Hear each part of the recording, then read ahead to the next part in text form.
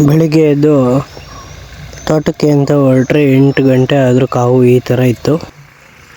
ಅಲ್ಲಿಂದ ಸೀದಾ ನಮ್ಮ ತೋಟಕ್ಕೆ ಬಂದೆ. ತೋಟದಲ್ಲಿ ಕಸ ಕಡ್ಡಿ ಎಲ್ಲ ಸಖತ್ ಬೆಳ್ಕೊಂಬಿಟ್ಟಿತ್ತು. ಅದನ್ನು ಉಕ್ಕಿ ಹೊಡಿಸ್ಬೇಕು ಅಂತ ಅಂದ್ಕೊಂಡು ಹಂಗೆ ಮುಂದಕ್ಕೆ ಹೋದೆ. ಕತ್ತೆತ್ತು ನೋಡಿದ್ರೆ ನಮ್ಮ ಮರದಲ್ಲಿ ಒಂದು ಕಾಯಿಯೂ ಇರಲಿಲ್ಲ, ಕಾಯಿ ಗೊನೆನೂ ಇರಲಿಲ್ಲ. ಏನು ಕಳ್ತನ ಆಗೈತೋ ಬಿಟ್ಟೇ ಇಲ್ವೋ ಅಂತ ಅಂದ್ಕೊಂಡು ಹಂಗೆ ಸೀದಾ ಮುಂದೆ ಹೋದರೆ ನಮ್ಮ ದೊಡ್ಡಪ್ಪ ಎಲ್ಲರದು ಸುಳಿ ಹೋಗಿರೋ ಮರ ಎಲ್ಲ ಕೆಡಿಸಿದ್ರು.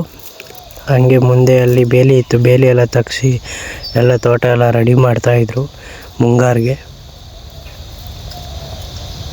ಹಂಗೆ ಈ ಚಳಿ ಒಂಚೂರು ಬೆಂಕಿ ಕಾಯಿಸ್ಕೊಂಡು ನಾನು ಅಲ್ಲಿಂದ ಸೀದಾ ಹೊರಟಿದ್ದೆ ಇನ್ನೊಂದು ತೋಟಕ್ಕೆ.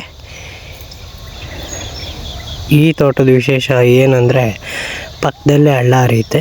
ಅದಕ್ಕೆ ನಾವು ಮರಳು ಬೋರ್ ಅಂತ ಕೊರೆಯೋಕ್ಕೆ ಅಂತ ಹೊರಟಿದ್ವಿ ಮೊನ್ನೆ.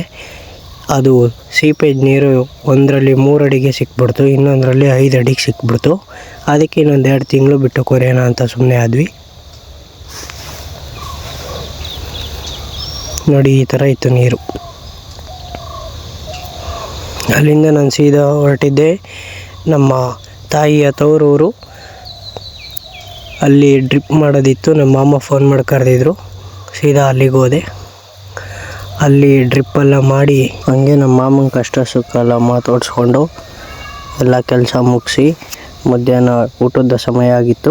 ನಮ್ಮ ಅಕ್ಕ ಮಧ್ಯಾಹ್ನ ಊಟಕ್ಕೆ ಬಿಸಿ ಬಿಸಿ ಮುದ್ದೆ ಸಾರು ಅನ್ನ ತಗೊಂಬಂದಿದ್ಲು. ಊಟ ಮಾಡಿ ಸ್ವಲ್ಪ ಹೊತ್ತು ಹಂಗೆ ರೆಸ್ಟ್ ಮಾಡಿ ಮತ್ತೆ ಕೆಲಸ ಶುರು ಮಾಡಿದ್ವಿ. ಅಷ್ಟೊತ್ತಿಗೆ ನಮ್ಮ ಅಣ್ಣ ಅಕ್ಕನ ರೇಗಿಸ್ತಿದ್ದ.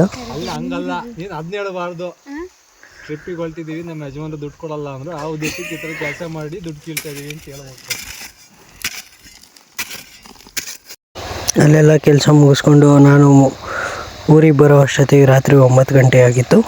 ಬರ್ತಿದ್ದಂಗೆ ನಮ್ಮ ಹೂವಿನ ಹತ್ರ ತಲೆಗೆ ಎಣ್ಣೆ ಹಚ್ಚಿಸ್ಕೊಂಡು ಸ್ವಲ್ಪ ಹೊತ್ತು ಮಸಾಜ್ ಮಾಡಿಸ್ಕೊಂಡು ಹಿಂಗೆ ತಮಾಷೆ ಮಾಡಿಕೊಂಡು ಊಟ ಮಾಡಿ ಇವತ್ತಿನ ದಿನ ಮುಗಿಸ್ತಾ ಇದ್ದೀನಿ ಫ್ರೆಂಡ್ಸ್. ಬಾಯ್.